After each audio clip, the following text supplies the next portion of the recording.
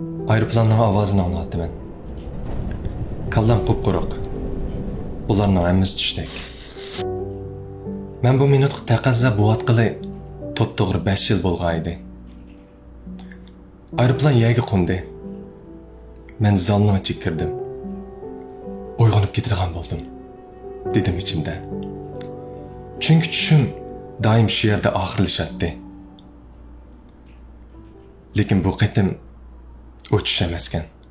When I saw you, I would lose control. Made me feel like there was no tomorrow. Should have told you that you're beautiful, but the days pass and now it's so long ago. O mumkin bo'lmaydi. Bo'ldi qilinglar. Ortiqcha jafo chekyapsan. Uni hal qilmoq tas. Yeni saqlab boq. Kelar edi. Mencha hozir vaqt emas. Qandoq bo'lar? Bo'lmay qolsa-chi. Otam o gaplarga har doim kulib qo'yatdi. Nimishqa ularga javob qaytarmaysiz ota? Ular so'zlaringga ishonmaydi o'g'lim. Sen ularga natijang bilan javob qaytarishing kerak. Mening 2020-yilim aslida tushimim reallikqa aylandi ekan. Kishilar mumkin bo'lmaydi degan ishlarmi mumkin bo'ladi ekan degan yakun bilan boshlandi. Bu izohchilikni boshlashdan burun telefonimning kalendariga qarab uzoqcha o'tirib ketdim. 2020-yil, 2019-yil, 2018-yil, 2017,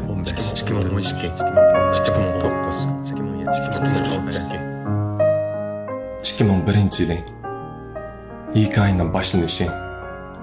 Baştagıcha 19 yil o'tibdi. Telefonning kalendarini qanchalik tez sergan bo'lsam, bu 19 yilmi ana shundoq tez serilib tugaydi. Garchi bu yilda nurg'un kelishmasliklar yuz bergan bo'lsa-mu, mening bu yilda ranjigim yo'q. O'tib ketgan har bir yilimda ham shundoq. Bu bir pishbitlik jarayoni xolos. Har bir yilimda asligidek minutlarim bo'lgandek, men aslashni xohlamaydigan minutlarim bor. Har bir yilimda men seg'indigan kishilar bo'lgandek, unutib ketsamkan deydigan kishilarmi bor. Har bir yilimda men yetgan nishonlarim bo'lgandek, men yetolmaganmi nishonlarim nurg'un. Har bir yilimda meni jalb qilgan manzillar bo'lgandek, mening ichimni ochiq qilgan ko'rinishlarmi bor. Har bir yilim ana shundoq bir-biriga o'xshamag'achqa, ba'zi yili kelarki yilning tezroq kelishiga taqozo bo'lgan bo'lsam, ba'zi yili bu yilning oxirlashmasligini orzu qildim. Hayotdagi cheksiz ehtimolliklarning mavjud bo'lishi ba'zimizni umidga to'ldirsa, ba'zimizni tashvishga soladi. Chunki u ehtimolliklarning ichida hayotlik bor va birga o'lim bor. Har bir kunim ayrilish va uchirishlar orasida o'tib.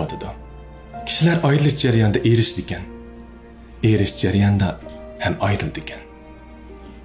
Apamdan so'ragan iliq savolim ham esimda. Nimishqa Kenji Batur yo'lini davomlashtirdi apa? Uning tanlagan yo'li barisi kelmas yo'l tursa. Apam menga, o'g'lim, barisi kelmas yo'lni tanlaganlik hech qaysi yo'lni tanlamaganlikdan ming afzal degan edi.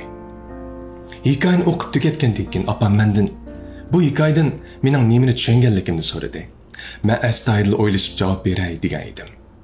Aralıqda 10 yildan ortiq vaqt o'tibdi. Apa, aslida barisi kelmas yo'l bo'lmaydi ekan, lekin barisi kelolmas odam bo'ladi ekan. Biz ko'zlagan nishonlarimizga yetish jarayonimizda ana shundoq barisi kelmas yo'l degan taxtay sanjilgan yo'llarni uchirib turibmiz ekan. Biroq shuni unutdikki, nishoni aniq bo'lmagan odam uchun barcha yo'l barisi kelmas yo'l. Bu hikoyalarda boyliq yoki angishtarlarni qo'g'daydigan gigant maxluq yoki ajdarho bo'ladi. Ular qancha kuchli bo'lsa, ular qo'g'dayotgan angishtar shuncha qudratlik, boyliq shuncha jiq bo'lgan bo'ladi. Shu esingizda bo'lsin. Masalalar xuddi angishtarlarni qo'g'dayotgan gigant maxluqqa o'xshaydi. Siz uni yenginingizda boshqalar yengolmagan, erisholmagan ashu bebaho angishtarga erishsiz. Bu vaqtda sizga mumkin bo'lmaydi degan kishilar yaningizga kelib, men sizdan qila oladiganingga shaksiz ishonatdim deyishadi. Ba'zida yaxshi anglang, ba'zida anglagandek bo'lib olishni biling. U mumkin bo'lmaydi. Uni hal qilmoq tas. Ortiqcha jafo chekyapsan. Kelar edi. Yeni saqlab bor. Mencha hozir vaqt emas. Bo'lmay qolsa-chi. Mening asli qilish uchun yashashim bor.